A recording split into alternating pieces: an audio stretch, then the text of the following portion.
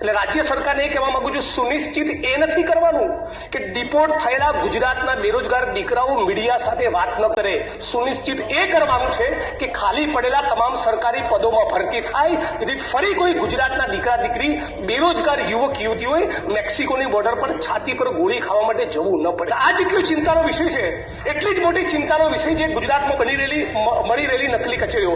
માનનીય અમિતભાઈ બહુ વિગતવાર વાત કરેલી, પણ એટલું કહેવા માંગુ છું કે ગુજરાતની વિધાનસભાનું મકાન બન્યું ત્યારની ઘડીને આજનો દિવસ બીજા કોઈ મુખ્યમંત્રી નથી જેના મુગટ ઉપર નકલી કચેરી રૂપિયા આટલા મોર પિંચ લાગેલા હોય, સિવાય કે મૃદુ અને મક્કમ માનનીય ભૂપેન્દ્રભાઈ. નકલી પીઆઈ, નકલી ડીવાયએસપી, નકલી સીઆઈ વિભાગ, નકલી જજ, નકલી અદાલત, આ બાજુથી નકલી વકીલ દલીલ કરે, આ બાજુથી વકીલ દલીલ કરે અને કોર્ટ ઓર્ડર પાસ કરે છે. બધું ધુપ્પલ, બધું નકલી. દક્ષિણની ફિલ્મોમાં જે હંબક ના હોય ને એવું ગુજરાતની સરકારને તંત્રમાં ચાલી રહ્યું છે. આટલી બધી નકલી કચેરીઓ બાદ રાજ્યની સરકાર એવું કમિટમેન્ટ આપવા માંગે છે ગુજરાતની 6.5 કરોડ 7 કરોડ જનતાને કે જેટલી પણ નકલી કચેરીઓ પકડાઈ એ તમામના કસૂરવાર, એમાં નેતા હોય કે અધિકારી હોય, 1 વર્ષમાં બધાની ટ્રાયલ પૂરી કરીને બધાને સાબરમતી સેન્ટ્રલ જેલના સળિયા પાછળ ધકેલીશું. આવી કોઈ પ્રતિબદ્ધતા રાજ્યની સરકારની છે? શું રાજ્યના મહામહિમ રાજ્યપાલ આ સ્પીચમાં આ વિશે એક શબ્દ બોલ્યા છે? મારી અધ્યક્ષની ચિંતાનો વિષય મહિલાઓની સુરક્ષાનો છે. આપ કદાચ એક કિસ્સો જાણતા હશો. સંતરામપુરના બોયડિયા ગામની દલિત સમાજની એક દીકરી પર 10 દિવસ સુધી જુદા જુદા ફાર્મ હાઉસમાં રેપ થયો, ગેંગરેપ. અને દીકરી પોતાના લોહીથી ભીના કપડા સાથે સંતરામપુર પોલીસ સ્ટેશનમાં જાય છે, ગેંગરેપની એફઆઈઆર કરાવે છે. અને જયારે ખબર પડે છે કે એક રાજકીય પક્ષના 3 આગેવાનોના એ ફરિયાદમાં નામ છે અને હમણાં સુધી જયારે મેસેજ પહોંચી જાય છે ત્યારે શું બને છે?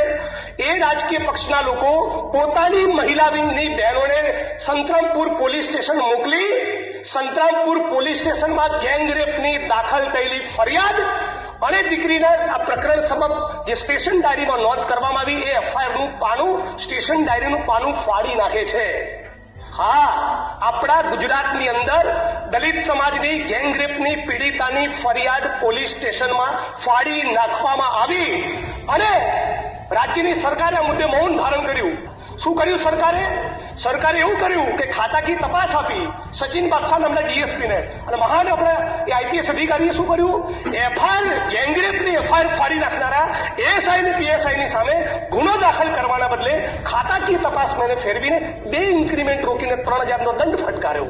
આ છે ગુજરાતમાં સ્ત્રીઓનું સન્માન.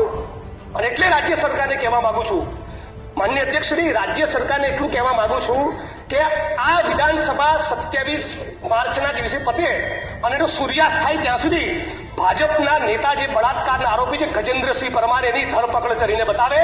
આ ગુજરાતની સરકારને હું ચેલેન્જ આપું છું આ મંચ ઉપરથી. સામાન્ય એ માણસને બળાત્કાર કરનારો માણસ કોઈ પણ પક્ષનો હોય, સામાન્ય રાજ્યની સરકાર એની ધરપકડ નથી કરતી.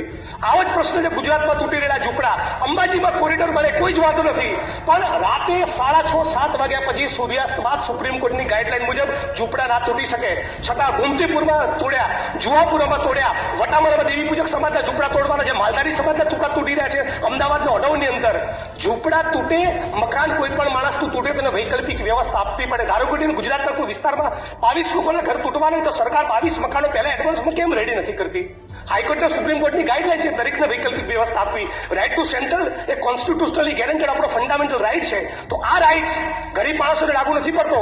રિયલ એસ્ટેટના માફિયાઓ, ઉદ્યોગપતિઓ જમીનોમાં દબાણ કરે, એ દબાણ ખુલ્લા ના થાય અને દલિત, આદિવાસી, ઓબીસી સમાજના ઝૂંપડા તોડી નાખવાના, એને બેઘર કરી નાખવાનો.